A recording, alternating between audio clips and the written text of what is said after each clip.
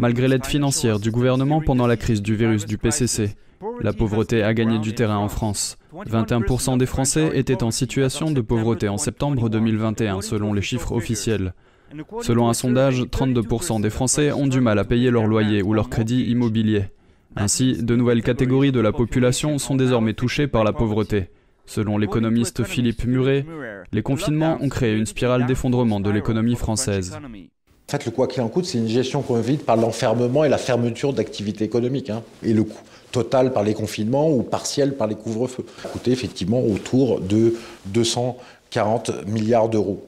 Donc ça, c'est un coût énorme, effectivement. Et les conséquences, en fait, les Français vont payer, à mon avis, 2 fois la crise Covid. En d'autres termes, les impôts vont être augmentés par différentes mesures en France et les prestations sociales vont baisser pour les plus pauvres.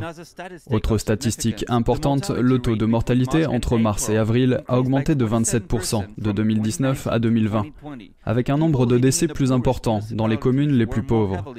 Paradoxalement, les Français les plus riches, soit 1% de la population, ont augmenté leur niveau de vie au cours des 3 dernières années.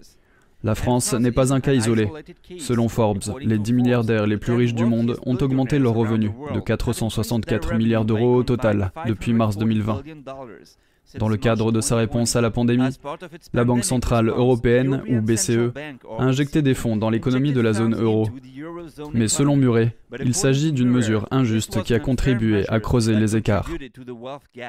La BCE a engagé 2000 milliards d'euros d'argent public. Elle a acheté pour 2000 milliards d'euros de titres avec l'argent public de la Banque centrale européenne. Ça continue toutes les années et on voit que c'est parfaitement immoral puisqu'en fait, dans l'économie réelle, il y a eu très peu d'argent qui a été mis, alors que dans l'économie financière, il y a des tombereaux d'argent qui se sont déversés.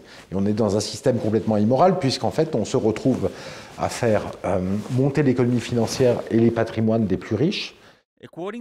Selon les projections de la Banque mondiale, environ 119 à 124 millions de personnes seront touchées par la pauvreté en raison de la pandémie du virus du PCC. David Vives, NTD News.